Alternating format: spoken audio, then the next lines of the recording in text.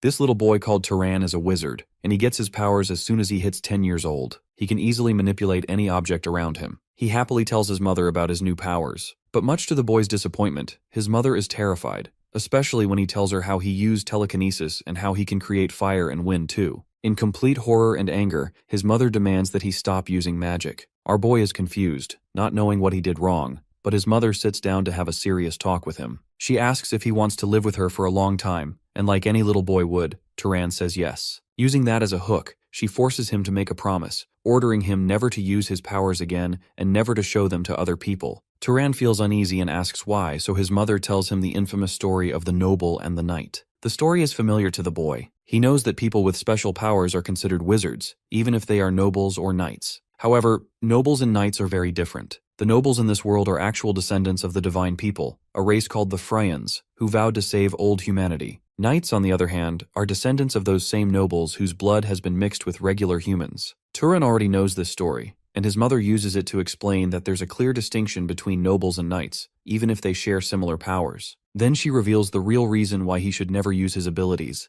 His father was a badass knight, and Turan inherited his powers. Several evil nobles outside the town treat knights like slaves and see them as nothing more than tools. That's why Turan's mother fears for his safety and urges him to hide his abilities forever, so he'll never suffer the same fate. That was their promise. 8 years fly by after that conversation, and he's now a young man. Turan still upholds his promise. He has absolutely no desire to reveal his powers as a wizard. In fact, he doesn't even have any ambition to leave his home and their sheep, even though his mother passed away some time ago. Even there, his life is far from easy. One peaceful morning, our boy receives a pretty angry visitor banging on his door, like that one dude in Spider-Man 3 asking Peter Parker for rent. Turan opens the door to mog these cavemen, who were looking at him like he cursed at them or something. Yawning, he quickly assessed the situation and realized that they were tying the death of village elder Rabus to his name. Threatening him, the villagers grab him by the collar, roaring that he's the one who hurt the village chief before tossing him in the open to be devoured by monsters. It's a cute theory, and our boy understands their efforts to frame him. After all, the most senior man in the whole village died a pitiful death, while the young men didn't even have the courage to face the monster.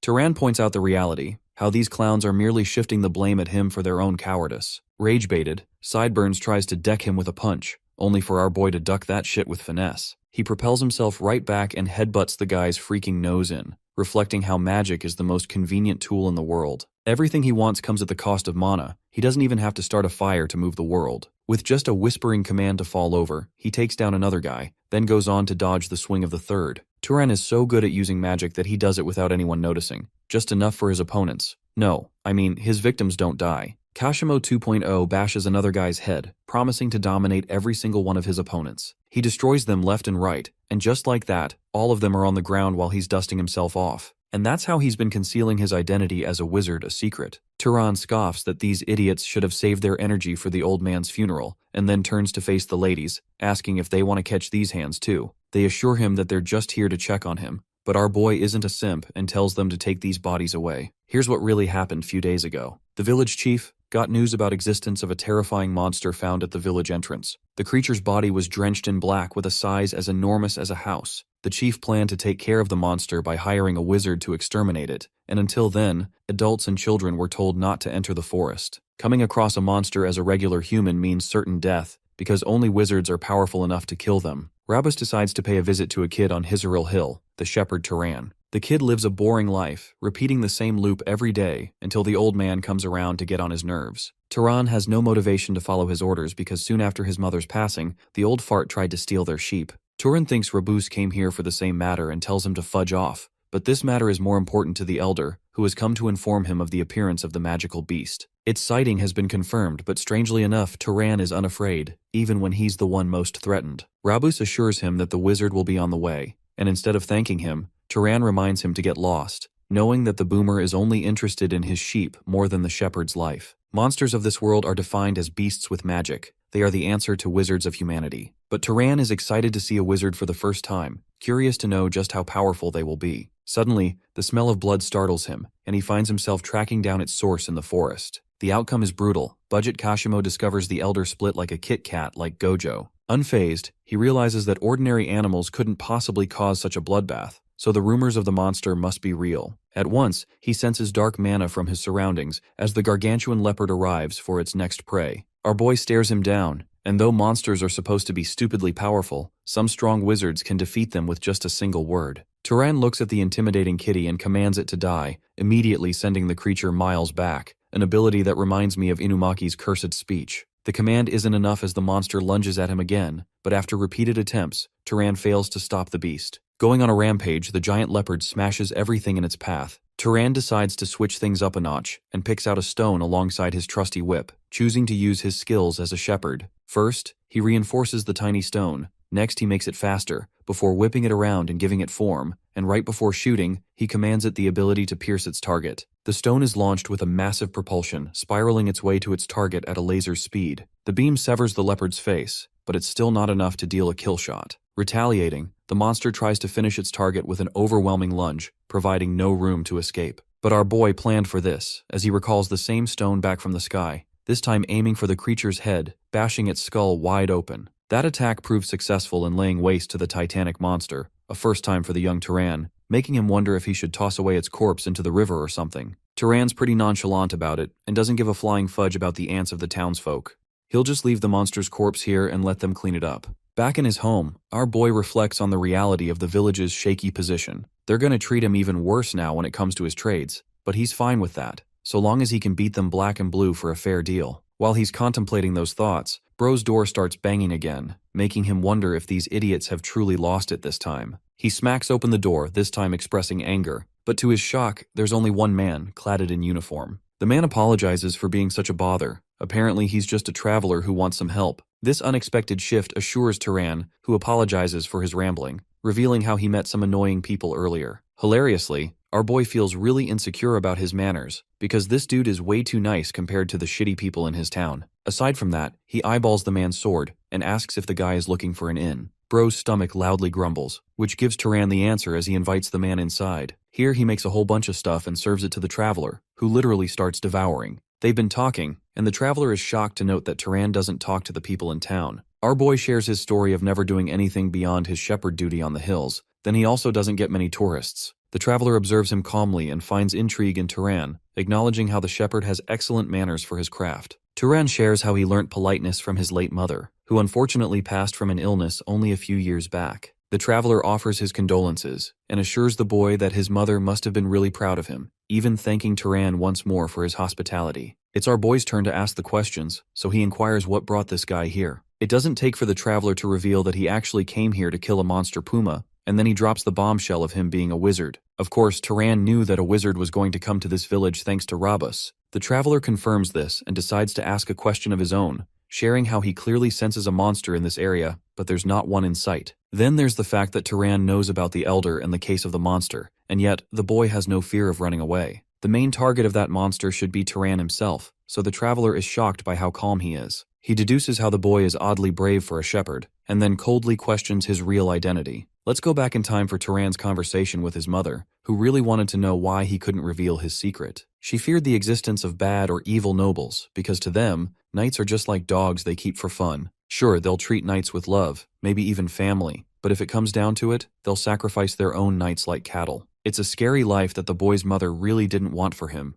and once again, she demanded him to keep his powers a secret, because if other wizards found out, they could turn him into a dog too. And that's the main issue right now. Bro is haunted by his mother's words, and because this guy discovered his secret, Turan is already plotting on killing him for his own preservation. The man questions why the so-called shepherd refuses to answer, but before hell could break loose, the guy goes back into his silly tone, acting like he was making a joke. The funny thing is, our dense protagonist genuinely believes him too, admitting that he's terrible at sensing humor. The traveler apologizes for making a bad joke, while Turan shares his shock because no one's ever called him a wizard before. They playfully banter it out to not escalate the situation, so the wizard offers his hand, introducing himself as Kiorn, a wanderer. Turan shakes it well and introduces himself as a shepherd, a boy who is soon going to turn 18. The other guy warmly and shockingly reveals that he'll be freaking 75. Bro's got the youthful genes of a god. Apparently it's because wizards live longer on average and age slower too, which makes Turan ask how this guy became a wanderer in the first place. Apparently Kiorn served the Arabian family for 60 whole years before leaving.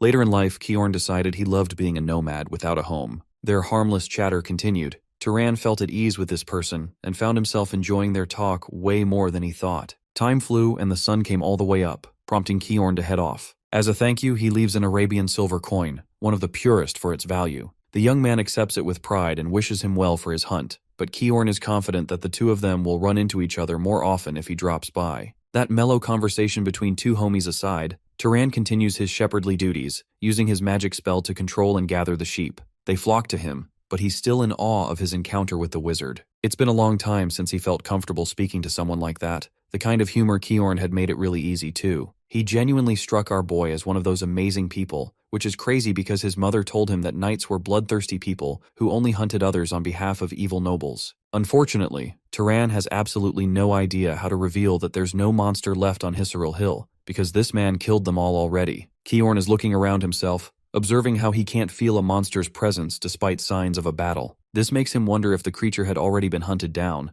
but the real question is, who even managed to kill it, and why would the elder call him if he had another wizard? Still, he's just happy that the monster is killed. That's the ultimate goal after all. Suddenly, the wizard's senses dial up to an 11 as he turns back, confronting a creature with flesh cut open. This is actually the wraith or the phantom of a monster, the same creature that Turan already killed. The knight is shocked and in horror, not knowing the cause, while the wraith attempts to strike him down with its claw. Kiorn dashes away from the powerful stomp, internalizing how monsters always turn into wraiths if their mana isn't dispersed after being killed. But any wizard with a basic knowledge of hunting should know that fact. Dashing upwards, the wizard knight deduces that the person responsible for killing the puma has to be a wizard, but someone inexperienced. But the confusing part is that beginner knights should have this knowledge, and if they don't, they shouldn't be skilled enough to kill a beast this huge. He wonders if the wizard had some ulterior motive, and I kid you not, bro pulls out fucking Thunder Arrow, reminding me of that badass Sukuna panel. The bolt is fired at thunderous velocity, nailing its way to the wraith, only to get completely nullified. Kiorn didn't anticipate this surprise. The only time this could happen is if the monster's mana is far superior than even his own. Suddenly, the wraith disappears into the wind, making him wonder if the creature is trying to counter his magic with its own. Emerging from the wizard's own shadow, the monstrous curse erupts from behind, flanking Kiorn with a heavy blow. The wizard knight barely survives with his arm slashed, realizing that this kind of creature is far stronger than the average knight. Dashing away, he takes his distance, questioning how the hell a monster wraith this powerful even popped up here. From the looks of things, Kiorn doesn't really have anything up his sleeve and thinks he's dead meat. Mustering one last attempt not to die worthlessly, the knight strategizes an all-out attack to kill both of them. He concentrates all of his mana into a single hand with the intention of stabbing the creature as soon as it attacks him. The wraith initiates its strike, ushering the wizard to load up his punch and dash towards his certain death. It seems like the end is grim for the climax of this battle, until a blue light beams its way from the forest and obliterates the creature with a pointed strike. The wizard is at a loss for words, while the wraith goes down after a single hit. Turan asks if he's alright, exposing himself, and hilariously Kiorn taunts him for having a sick sense of humor calling himself a shepherd. They're both wizards, but the senior knight is confused why the boy didn't share such information. Watching him go blank, the knight changes his question and asks why Turan bothered to help him when he could have easily walked away. The boy is reminded of their conversation back when he still had him at his place. Turan really wanted to know why the wizard knight came to kill the monster when he could easily earn money without risking his death. The knight laughed, sharing that the people of the village are pitiful. They had absolutely no protection going on for their lives. Turan argued that it wasn't Kiorn's fault, but the senior explained to him how wizards inherit the power of a god. And with that power, he thinks it's important to have a responsibility to protect ordinary people. Of course, not every wizard shared his philosophy as they each had their own way of living. Those words shine brightly in Turan's head currently, as he beams a smile, sharing that everyone has their own way of living. The cockroach of a monster somehow still ends up alive, while the knight explains how this wraith is out of their league. Its caliber is at least of a noble's threat, so the best thing they could do is help the villagers evacuate. Kiorn even offered to become bait and hold the monster for as long as he could until then. Of course, bro was talking big, but he genuinely has no tricks up his sleeve to take this creature out. Turan astonishes him, assuring him that it's all okay, implying that he hasn't even gone all out. The realization that a young boy like him had talent rivaling mages baffled the veteran knight. Right now, he wasn't witnessing a naive person's outrage. He was witnessing absolute cinema and peak. Turan imbued Super Saiyan blue aura and showcased talent that could very well topple the world upside down. Turan challenges the creature to find out the depth of his own limits, but Kiorn is frightened and tells the boy to back off as they're dealing with a dangerous monster. Distracted with this talk, Kiorn has no time to dodge an incoming monstrous strike, one that is countered by our boy, who smashes the creature into the nearest structure. The knight now understands that he's only getting in the way of the boy by taking this fight. If anything, he has to settle down and keep close eye on Turan's ever-growing talent. We get to see beautiful spiral strikes spammed on the monster, but despite Turan's attempts to take it out in one go, the Wraith refuses to die and gains on him again. This is when Kiorn reveals that Wraiths are immune to physical attacks, which makes our boy question how he's supposed to get rid of it then. The solution is to use fire or lightning, so Turan extends his hand and concentrates a lump of fire to form on the Wraith's flesh. Even something like that doesn't make the creature budge, but apparently that's not the goal at all. Kiorn reflects that for a wizard's powers to truly affect another being, they must establish an order of cause and effect. This is extremely basic knowledge, and yet, the boy doesn't even know that. This makes him slowly realize that Turan is actually the same kid who killed the original monster and stupidly left it alone to become a wraith. Long story short, this kid has never in his life ever absorbed mana before. The veteran knight instructs him to make some fire and then shoot it pointedly at the beast. Adopting this approach, our boy casts a spiral of flames in his hand, while Kiorn internalizes that for any wizard, controlling the flow of fire requires additional training. But to his sheer shock, this kid is manipulating it at his fingertips and changing forms with literally raw talent. Turan crashes the fire spear into the wraith, grilling it alive and annihilating its flesh. This is when the veteran knight urges him to keep his concentration focused, as Turan needs to make sure the fire doesn't go out. It's necessary to burn every last part of the wraith, something that the shepherd doesn't even face any difficulty doing as he vanquishes its corpse. The fight is won at last, and despite facing a monstrous wraith, one that requires a noble just for its execution, a mere shepherd with no training managed to take it down. Turan wonders if the show is over at last, while his senior urges him to absorb the mana to prevent another wraith in the future. The process is simple. The wizard just has to visualize draining energy into them. Focusing on that, our boy starts absorbing green mana emanating from its charred remains into his palm. This is the first time Turan has absorbed such mana, so his body is gushing with new internal energy. It's supposed to be an ecstatic reaction, and to both of their shock, it's his first ever time absorbing mana. It's true that mana matures with age and grows with time, but the best way to grow it is by killing monsters and absorbing their mana. However, this kid absorbed mana for the first time in his life, and performs magic at the nobles level, meaning the kid is playing the game on Minecraft creative mode. Kiorn apologizes to the boy, suddenly believing that he belongs to some kind of noble house. But the lowly shepherd urges him to take care of his wounds first. They end up going back home to patch him up. Kiorn genuinely thinks that Turan is a noble, so he feels bad for not giving him proper respect. However, our boy emphasizes that he doesn't have any such background. He doesn't even know about his father's identity, and begs this dude to stop pandering to him. Kiorn is genuinely curious why a godlike wizard is sitting on top of some hills doing nothing. And this is where he learns about the promise Turan made with his mother, until she died. She told him about the nobles, how they took advantage of wizards and discarded them. Hearing those words, Kiorn actually agrees with her wisdom, which is funny because to Turan it seems like overprotective parenting. He assures the kid that his mother had her worries right. Wizards are powerful beings who are capable of conflict. Even 20 years ago, a major war between the noble houses broke out. Arabian House, the one he served, and the great house of Zahar went against each other, killing many in the process. 900 knights of Arabian were slaughtered from an army of 3,000, and unfortunately, the poor guy lost all his friends in that war too. Denver wanted to open a laundry shop, Hartman scolded him, and even his own wife and son died, massacred by members of House Zahar, leaving him traumatized as the sole survivor. That's why the boy's mother was correct to warn him, knights die a gruesome and meaningless death. But there was one thing she was wrong about, and that's Turan's abilities. Kiorn feels really humiliated to admit that he's a decent knight, and yet the boy managed to bring down a creature not even he could defeat. The kid isn't even classified as a knight's threat, but a straight-up noble-level warrior right now. Even then, he's at the upper-level grade. This makes Turan wonder if his mother lied about his father's background as a knight. But interestingly, Kiorn notes that sometimes, noble-class children are born among families of knights too. From the way things are going, Kiorn advises the shepherd to leave the hill and experience the colors of the real world. It's because humanity needs more knights and nobles to face the world, a world that isn't even their own. The same races that were shoved to the side by the gods are plotting their revenge again, and even worse than that, the infighting of the nobles is destroying them from the inside. In the current era, people like Turan are desperately needed, ones who can prove to be examples of great nobles. If anything, the veteran knight notes that not even Turan is satisfied with his boring life as a shepherd. This puts him in a pensive gaze, but the kid doesn't really know what he's going to do after descending the mountain. Kiorn offers him a bunch of suggestions, to chase wealth, fame, authority, or family and friends. All of those noble pursuits are difficult to achieve on this hill. He tries to help the boy visualize his new adventurous fate. Turan could go around hunting monsters or even become an explorer in the unknown. Even better, he could get adopted by a noble family and pursue political power. After his words, Turan admits that certainly those paths would suit him better than the boring life of herding sheep. In fact, it's the first time he's had genuine curiosity for what lies on the other side. The veteran knight fears disappointing the kid by placing expectations, but promises to support him in every path imaginable. Suddenly he inquires about his bloodline ability, but Turan doesn't even know what that is. The knight remembers that he's untrained and explains the concept of a bloodline ability,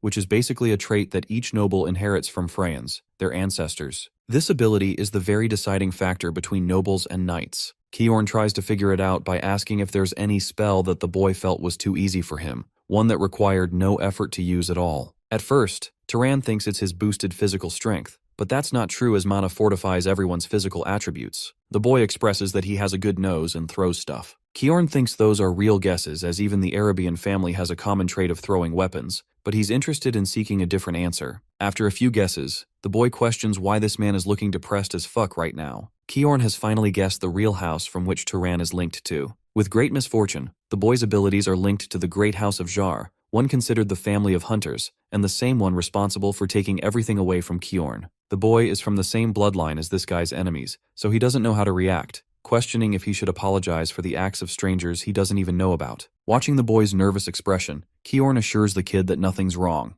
After all, he wasn't the cause of the war to begin with. That bloodbath is only the result of the decisions of adults, and if people fight fire with fire, the fighting won't ever end. Turan is curious if the knight has any regrets about advising him to go down the hill. Kiorn emphasizes that if the boy seeks the path of political power, he'll end up in the family of Zahar with his excellent abilities. However, he trusts the kid's character, knowing that the goodness in him is clear. He revealed his identity, something he'd kept hidden his whole life to Kiorn, so even if someone like the boy did join House Zahar, they might become the very reason wars like that never happen again. The veteran knight doesn't want the kid to get pensive about these things after all. He hasn't yet decided the family to begin with. Turan reaches the end of his contemplation, expressing his desire to go down the mountain. However, he doesn't want to leave right away. Instead, they'll wait until the man's injuries are fully healed. His words only go on to assure Kiorn how kind this kid is. To beat some time, the veteran knight teaches our boy about the necessity of mana, a substance considered the very foundation of omnipotence. The title is an exaggeration, but magic requires suitable mana for its cause. Turan is intrigued, asking for the details, and learns about the three major factors determining the difficulty of magic. The first is bloodline, the second is affinity, and the third is causality.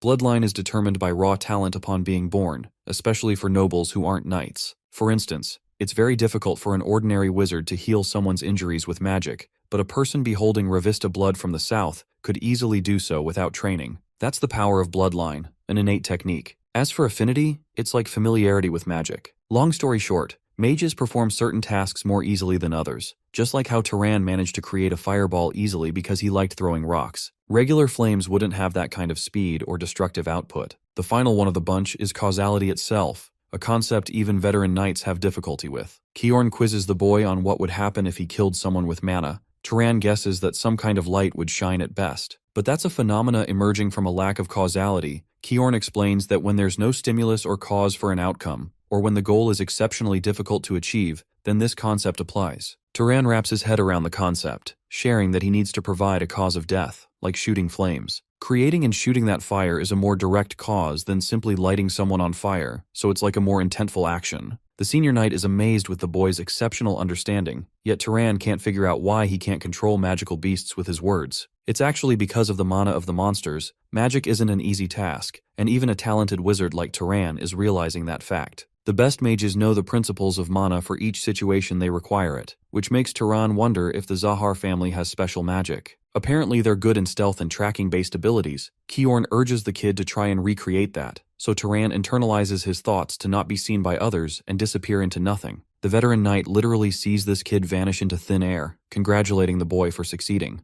But something about it makes Kiorn feel unease, of course, from out of nowhere. The kid emerges back into view. It's a frightening ability that the Zahar family possesses, the same ability that terrified Arabian soldiers. At first, it seems like a broken ability, but the veteran knight scoffs that it's still not invincible. He actually expresses interest in teaching the boy about a few training methods, even if he's from an enemy's family line. The fact is, the shepherd boy treated him and even saved his life. Even now, Kiorn ultimately trusts the boy's character. In the next scene, things get complicated with the shepherd packing stuff, selling his sheep, and leaving the village. The village people have issues with his sudden departure, but he doesn't give a damn and cares about pursuing his own goals. He threatens to release the sheep if they don't buy it from him, and though they can capture them, he'll make sure the sheep are going to give them a run for their money. The bald midget uncle with a botched mustache knows that this kid doesn't play with his words. He offers the full amount, and that's how the two wizards leave the small town behind for good. Turan suddenly remembers that these idiots actually owe Kiorn extra compensation money for the mission, but the wizard doesn't care about the money at all and emphasizes that he didn't kill the monster anyway. Their journey starts with a parting,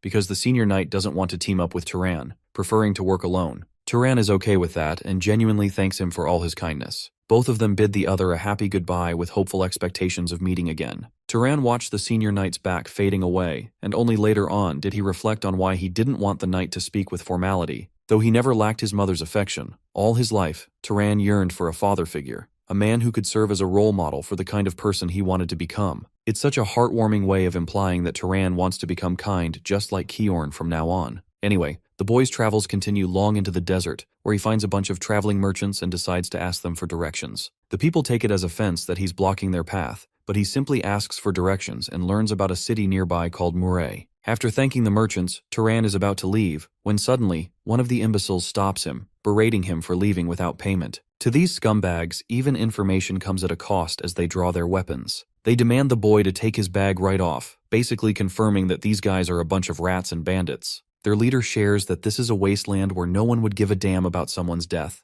so it's kindness in their eyes to spare the boy's life and only hunt his belongings. Turan realizes at this moment that these guys wouldn't even mind killing others if it came down to it, and is reminded of his experience with the veteran knight. Instead of fear, the boy feels delighted to use them as his test subjects. The bandits roar in laughter, calling the kid a show-off, until that same show-off puts their asses in a tornado with a wind spell. Instead of using direct wind, Turan shaped it efficiently and exhausted far less mana too. This makes casting spells even easier for him, while dazing his opponents effectively at the same time. Bringing out some water from his flask, he manipulates them into an icicle bullet, and honestly, the way he's hovering them is so badass. Without any fear, Turan launches them into one of the bandits, ripping his flesh. Though this spell is fine, he doesn't really like it as much. The bandits immediately offer their surrender, not having previous knowledge of the boy's powers. While the leader is creating a distraction, 3 of his goons are flanking the kid from behind. Turan casually slams his foot on the ground, erecting obelisks to take down all of them. The bandit leader watches in sheer horror as the boy killed all of his men without appearing shaken at all. Now that the positions have switched, Turan asks the bandit leader an important question. Why did they foolishly attack him without a plan, as anyone could have been a wizard?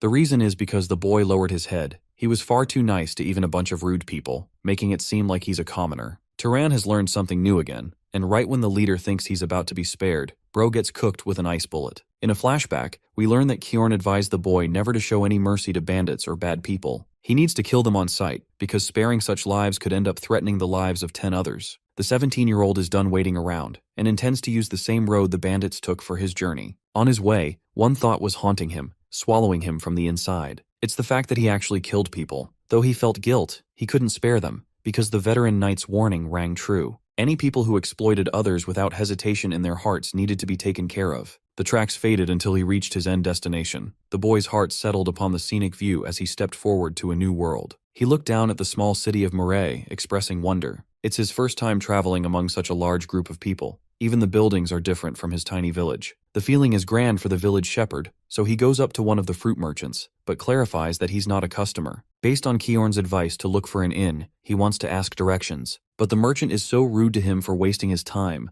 making Turan wonder if he should buy something first. The boy asks for an apple and picks out 2 dupit coins as payment. After handing the payment, the merchant tells him directions to a certain inn, one called Pub and Inn. After arriving here, he meets Lena, a gorgeous staff member who welcomes him in. He asks for a night's worth of stay, which sets him back by 16 dupit. I don't think Bro even cares about the price when he looks at her smile. After the payment, he asks Lena about a monster with a bounty nearby. Basically, his goal is to absorb mana as much as possible and earn money in the same manner. To his shock, the woman is baffled and tells him that nothing is free in this world. Again, Bro has to catch a drink just to earn information from her. Lena mentions City Hall, and when he expresses confusion, she catches on that he's from the countryside. She explains that city halls have officials working around that are appointed by the Lord, and it'll be open tomorrow for him to look for a monster bounty. Lena asks if he's a monster hunter. Again, our boy is unfamiliar with those terms. Basically, monster hunters are normal people who have the desire to become a wizard, and she doesn't realize that Bro is already a top-tier wizard. Midan, an actual monster hunter, comes around to confirm that people do in fact become wizards by killing monsters. This dude is apparently still alive after his dangerous mission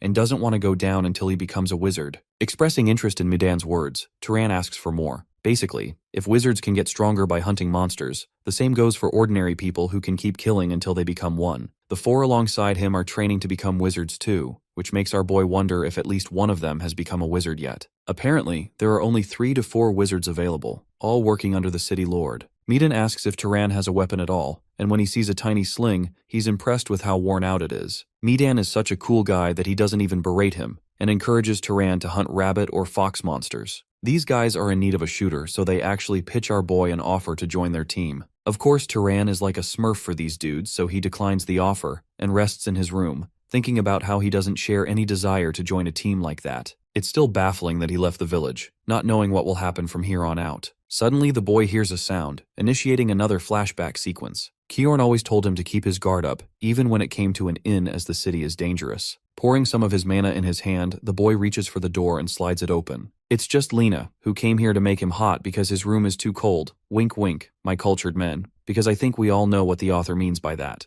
Lena plays pretty ambiguous and explains her intention. This girl is a horn dog for money and she's happy to do anything for him for the amount. She gives him a look that no man on planet Earth could ever refuse from that distance. Our boy is bricked as shit in the head while she's confused as hell. Turan remembers Sigma male Kiorn's warning not to do shit like that because prostitutes can easily take advantage of someone with STDs. Though wizards have resistance to it, the risk of passing it on makes it worse. That's why he refused her just now, sending her grumpy and horny ass down. Our Chad goes back to bed, realizing how transactional these cities are for everything. While he felt weird with Lena, he hears Medan and his boys asking about his intention of making the kid join the team. Even though the kid looks like he'd only be good for monster bait, Medan actually saw the Turan's look in his eyes and remembered his childhood self. He wanted to take care of him and invited him to the team for it. This guy is genuinely the ultimate homeboy. Overhearing that part, Turan finds some closure in the city's warmth. The following day, he goes to the city hall to meet with an official. The boy politely states his request to hunt monsters, while Kiorn's words ring to his memory again. People don't like treating each other with kindness, finding no reason to pursue it in the first place. In order for someone to respect you, he told the boy to just reveal his secret of being a wizard. Then he'll get permanent respect. The official presently hands the boy a poster, describing the details of a crow monster.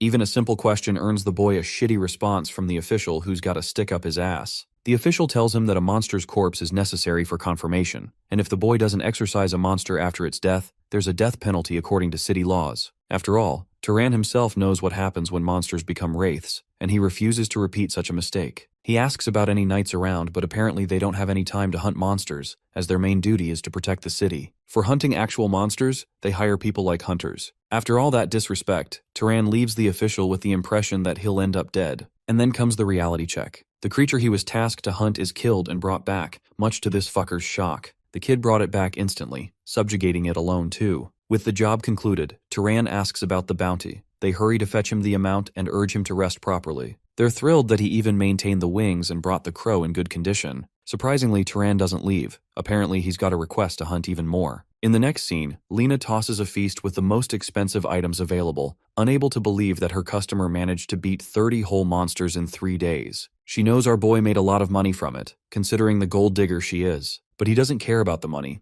More importantly, it's the mana he's after, helping him become stronger. His mana has already increased several times, though even he can sense a limit, making it hard to become stronger. Turan asks Lena if she stole a bite from the food, but she accuses him saying he ate all of it, which is surprising with how skinny he is. Pleased with the food, Bro gets up to leave, when suddenly, a bunch of punks grab him from behind. They've heard him making some noise with monster subjugations, but instead of entertaining their chatter, Turan karate chops this dude's face and humiliates him in front of the baddie. With his provocation, the rest of the gang tries to attack him, but our boy is slick with it and weaves, returning a jab that knocks another dude out. The final guy tries to use furniture to his advantage, as if that's going to make a difference. Turan reduces his power in his flick and smacks this guy down too. The whole scene is a problem for Lena, who can't condone fighting inside the inn, leaving them all to apologize to our boy in the end. Medan assures him that it will never happen again. The dudes have been getting desperate because of a shortage of money, so his minions got cocky. He forces the idiots to apologize again, while Turan learns about Medan's financial troubles. In 3 days, they won't even be able to sustain themselves the room fee.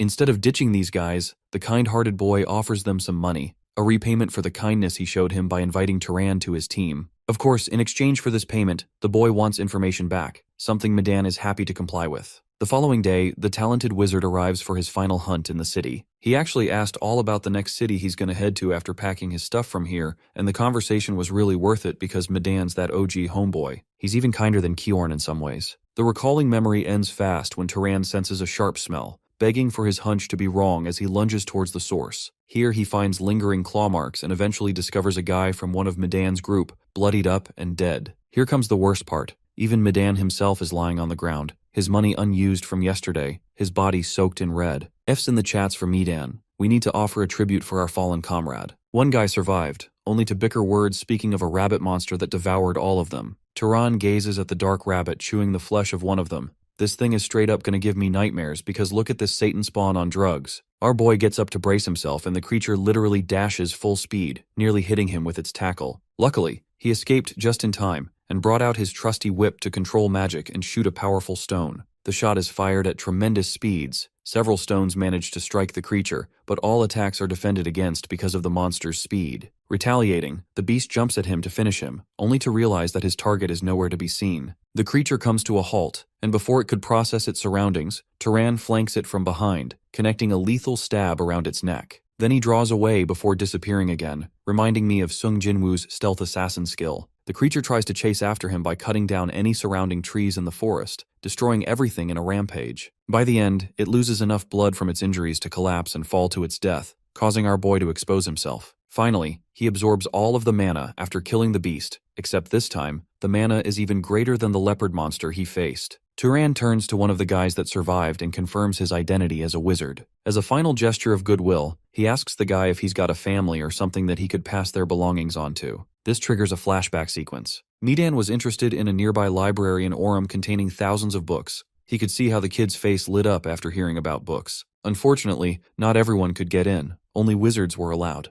Recalling that, the boy offers his friends a proper burial and intends to go to the city of Orem. His face shows a look of sadness as he yearns for his friend to find his happiness while he rests. And so we end up with Turan arriving in the great city of Orem, finding himself embarrassed because Murray is nothing in comparison to the sheer size of this thing. Not many people are hurrying to enter the city, and he can even see some guards actively standing by for criminal activity. The great city has a more refined system than the smaller one, and those same guards end up stopping him from entry. They tell him to wipe his clothes for looking despicable and industry, and after doing that, our boy is encapsulated with the beautiful library tower. Its sheer size intimidates him, as he wonders if it's reinforced with magic. Turan finds himself at the entrance, but they remind him that only wizards are allowed to pass through. He reveals his identity as a wizard, but the guards take offense at his shitty impersonation, calling him a lunatic if anything. They refuse to believe him, but when one of them tries to use their spell, he detects something. Kiorn once told Turan that wizards can immediately test the other person's mana and understand if they're stronger or not. This guy tried to assess our boy, only to get knocked down on his ass for even trying. Bro has the fear of death, realizing this isn't a normal wizard at all. Kenya introduces himself as a knight of House Valtas, begging to know what house he belongs to. Luckily, Turan doesn't have to state the name to enter, but the Master of Valtas does need to authorize him first. In the next scene, Turan is taking a bath, annoyed that the process is long and complicated. Bro is currently receiving massage by the maids, who need to wash him or else they'll be punished. Hearing that, he lets them continue to their heart's desire. One of the maids is amazed when our boy actually comes out looking drippy as hell with that suit. All three of them worship his beauty, even pleading him not to speak to them casually because he's acting like they're his friends. Next comes the real deal. A woman boasting pink hair comes to meet the guest, immediately mocking him for looking like a beggar at his first arrival. Soon after dressing him up,